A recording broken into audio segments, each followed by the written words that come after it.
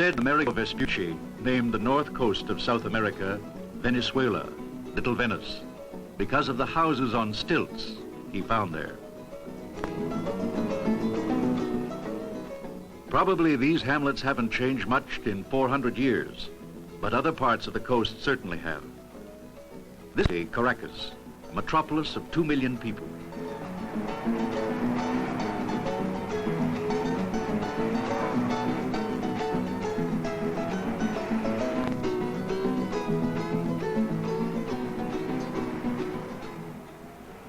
Caracas has been destroyed by earthquakes several times and rebuilt each time. A few homes dating from the Spanish colonial days have survived the quakes.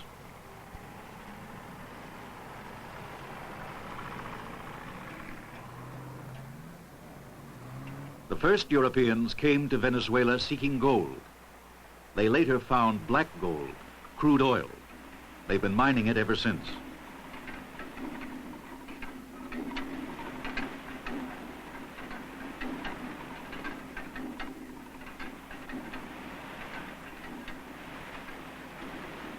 Foreign oil companies operate the wells.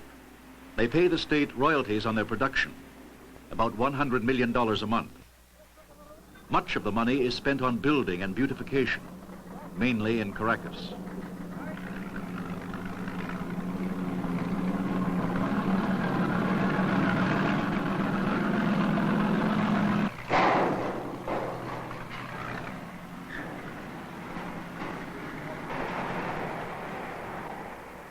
Much less attention is paid to the ranchitos, the shacks which house the poor. Under successive presidents, much of the oil money has been spent on public buildings, skyscrapers, broad avenues, and highways.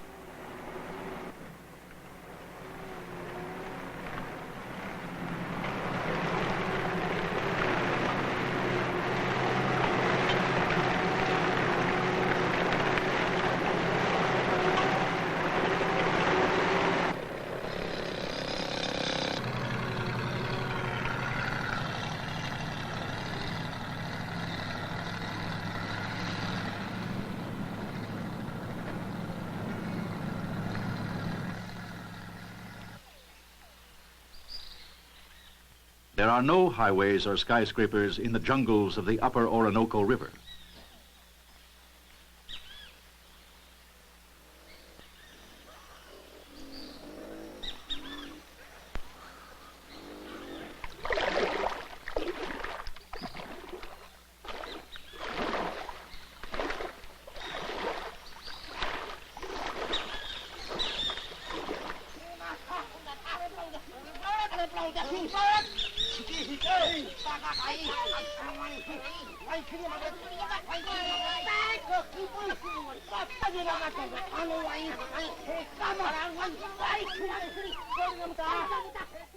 Few outsiders intrude on the jungle tribes.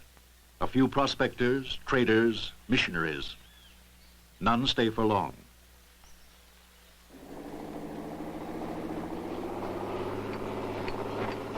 Heat, rain, and disease have hindered every attempt at settlement. Some areas become swampland in the rainy season.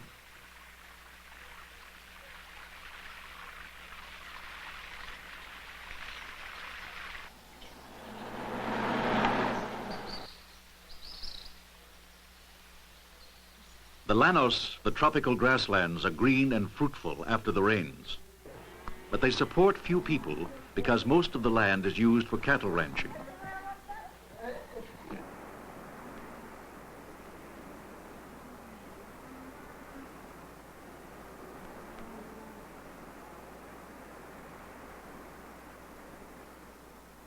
The third large land area of Venezuela lies to the west, on the other side of the Andes.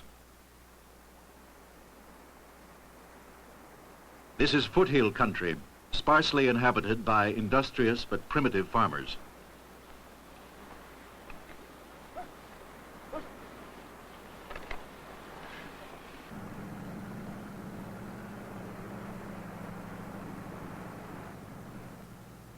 The villages seem empty because so many people have moved to Caracas. Motor transport and the new highways make it easy to do so.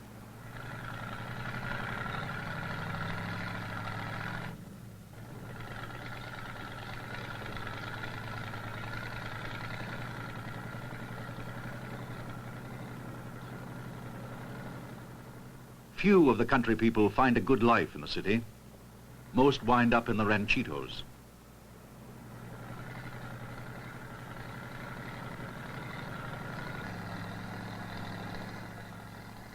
Only the wealthy few can afford luxury apartment houses. The extremes of wealth and poverty in Caracas are great.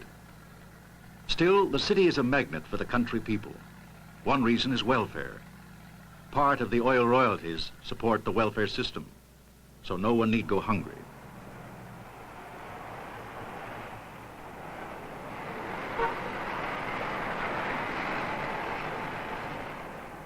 Like most South American countries, Venezuela has a broad mixture of racial strains.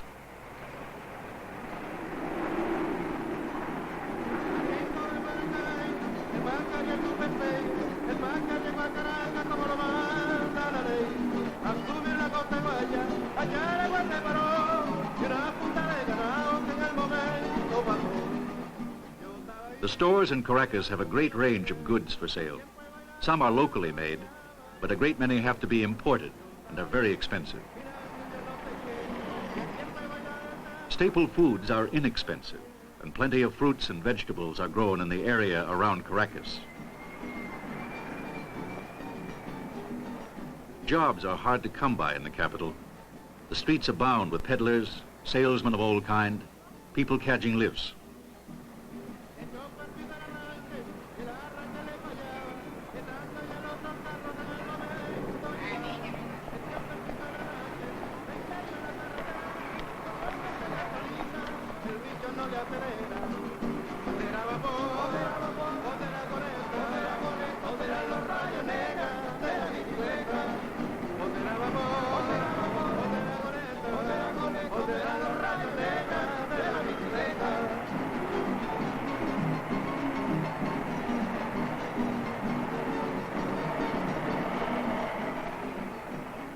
Everywhere there are the makeshift shacks, the ranchitos. They're in all the outlying areas and in every nook and cranny of the city itself.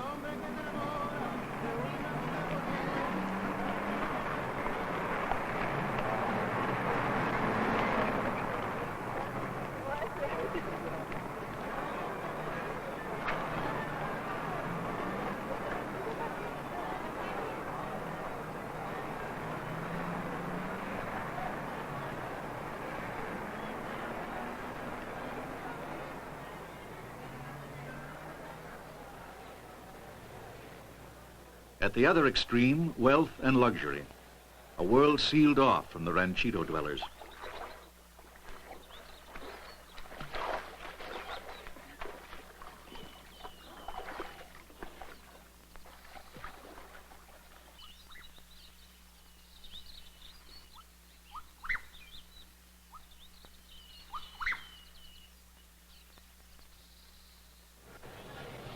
Every youngster in Venezuela can attend school and even obtain higher education. But for so many, the gulf between the ranchito and a university is simply too great.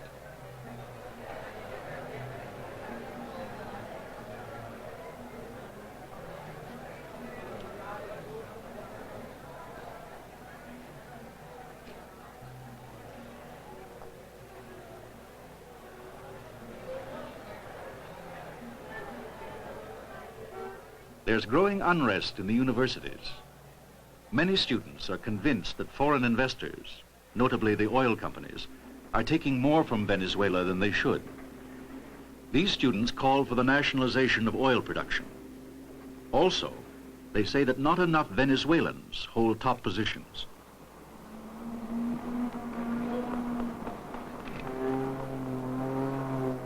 Atención, eso Caracas, atención, eso Caracas.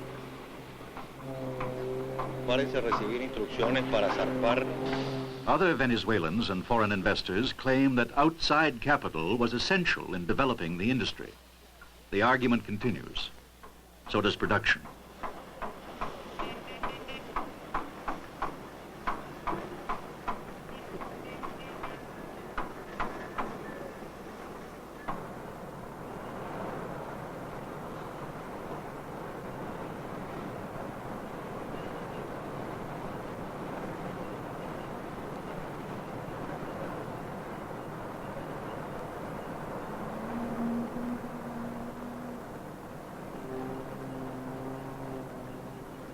All Venezuelans hope that crude oil can support a broader, more varied industrial structure. A beginning has been made. New refineries, chemical plants, iron foundries, cement works.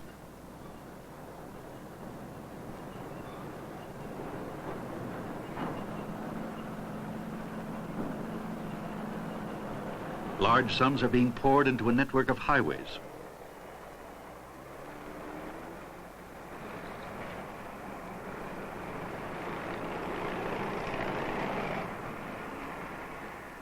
The hope is that the future holds more jobs, better living standards, better homes. It will need to, since Venezuela's population is growing very rapidly.